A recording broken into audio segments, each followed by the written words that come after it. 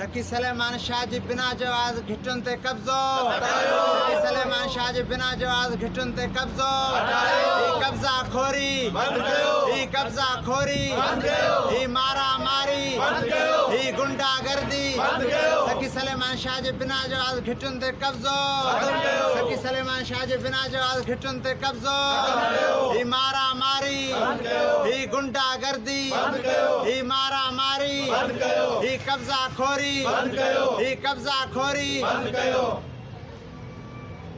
जी छा मसलो आहे?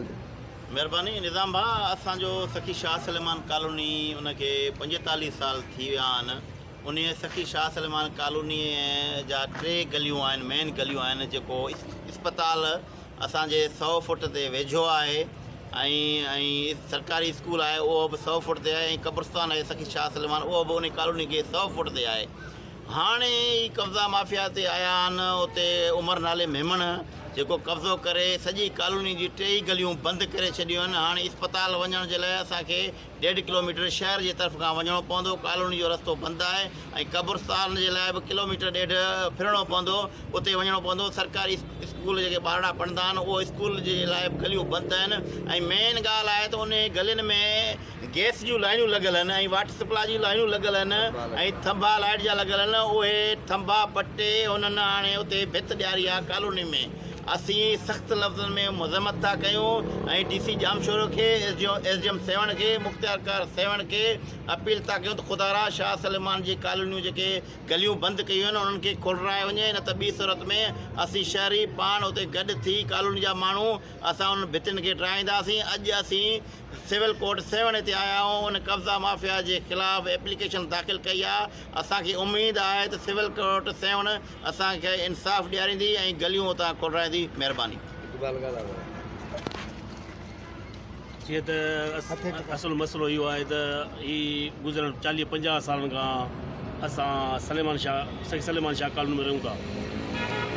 उनखां अॻियां मोहम्मद उमर मेमण जी ज़रई ज़मीन हुई। ज़रई ज़मीन जे हूंदे बि हिननि पाण में इतफ़ाक़ राय सां इहो गैस जी लाइन ऐं उनखां अलावा वापडा जा थंभा बि हिननि हणाया जीअं असांखे बि सहूलियतूं थियनि। ठीकु आहे न। हींअर ज़मीन जी वैल्यूएशन जे करे हू असांजा सभु लंघ बंदि करे छॾिया आहिनि। बार बार असां हुनखे चयो आहे त तव्हां हिन ज़मीन जी माप कराए ऐं असांखे जेकी घिटी आहे जेकॾहिं आहे त असांखे ॾिनी वञे। ठीकु आहे न। उन खां अलावा हिनखे असां माना इहो बावर करायो आहे त जेकॾहिं असांजी हिते घिटी न आहे, जेकॾहिं माप में नथी अचे त असांखे हिन हे चए थो बसि माप थियल आहे। जॾहिं बि असां हिनखे चयो आहे तपेदार ॾे वियाऊं उहो चए थो न हिनजी इहा ज़रई ज़मीन आहे। ठीकु आहे न। असांखे हिकिड़े पासे घिटियूं 2 फार्म में असांखे घिटियूं ॾिनी अथई ऐं हुनखे ॾेई छॾियूं अथई इहो हुनखे माना ज़रई ज़मीन ॼाणे छॾियो अथई। हीउ हिकिड़ो तकरार माना मूंखे लॻे थो त हुन तपेदारी पैदा कयो आहे। असां केस दाख़िल कयो आहे पंहिंजो सिविल कोर्ट में त जीअं जज साहिबु असांजो मसइलो ॿुधी असांजे मसइले खे हल कयो। मुतालबो असां कयूं था मुख़्तियारकार ऐं DCO ऐं SDM खां त जीअं असांजो जाइज़ मुतालबो ॿुधी असांजे मसइले खे हल कयो। महिरबानी। जीअं त सखी सलेमान शाह कॉलोनीअ में कुझु कब्ज़ा माफ़िया जेका सरकारी जेका ज़रिए ज़मीन आहे जंहिं ते घिटी मुक़ररु आहे उन ते हींअर पंहिंजी अदावत पिया कनि। उहा सरासर नाजाइज़ी आहे जॾहिं त 40-50 साल खां उहा घिटी मुक़ररु आहे। हाणे उहो ई हिकिड़ो गस आहे जंहिं गस खां जनाज़ा वेंदा आहिनि पंहिंजो सखी सलेमान शाह कॉलोनीअ में उते दफ़न थियण लाइ। ऐं जेके नंढड़ा मासूम ॿारड़ा आहिनि उहे बि उन ई गलीअ मां क्रॉस करे स्कूल वेंदा आहिनि। ऐं उहा ई हिकिड़ी गली आहे जिथां सरकारी सिविल इस्पताल में मरीज़ बि वेंदा आहिनि। हीअ जेको कब्ज़ा माफ़िया आहे उहो उन घिटीअ खे बंदि करे उते पंहिंजे ॾाठ जे बुनियाद ते पंहिंजी अदावत पियो थो करे। इन जे करे अॼु असां 7 सिविल सिविल कोर्ट में असां एप्लीकेशन दाख़िल कराई आहे ऐं असां SDM ऐं SDO पंहिंजो मुख़्तियारकार खां इहा अपील कंदासीं त अचे पंहिंजो मुआइनो करे असांजी इहा जेका गली आहे उनखे बहाल कयो। महिरबानी। सलाम वालेकुम या अली मदद। सर ही मसइलो अॼुकल्ह जो न आहे पर ही असांजो माना बचपन खां वठी ही मसइला आहिनि। हिन मसइले ते नज़र ध्यानी सां तव्हांखे सोचणु खपे। जनाब आला जज साहब अची तव्हां विज़िट कयो।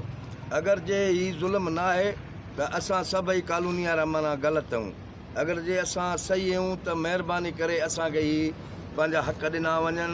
ऐं तपेदार साहिबु उनखे बि वियासीं, असां चेयरमैन साहिब ॾे बि वियासीं, चङनि मठनि ॾे वियासीं, पर उन्हनि पुलिस जे ज़ोर ते माना असां सां ज़ुल्म करे बदिरायो, हर शइ कनि ऐं उनजो दाद फ़रियाद कनि। मुतालबो कंहिंखां था कयो? मुतालबो जज साहिब खां अची पंहिंजो विज़िट करे ॾिसे ऐं मुख़्तियार कार खे बि घुराए, SDM खे बि घुराए अची हू विज़िट कनि त वाक़ई हिननि सां ज़ुल्म आहे या न आहे। उतां स्कूल जा लंघ आहिनि, हॉस्पिटलनि जा लंघ आहिनि ऐं उन खां अलावा स्कूलनि जा लंघ आहिनि। मयतूं इंसान जो न को माई बीमार आहे उनखे कहिड़े पासे खां खणी वञूं। अगरि जे वियम वारी माई आहे त उनखे कहिड़े पासे खां खणी वञूं, उनजो जवाज़ु असांखे उहो बि नथो ॾिनो वञे। ऐं असांखे पुलिस बि माना हर घड़ीअ तंग पई थी करे। अबा हिननि जो मसइलो आहे, बसि सिविल मसइलो आहे। जॾहिं उन्हनि खे चऊं था बाबा सिविल मसइलो आहे, वरी बि उन्हनि जे पारां पुलिस वंगार वेही असां सां डेली माना ज़ुल्म कयो थो।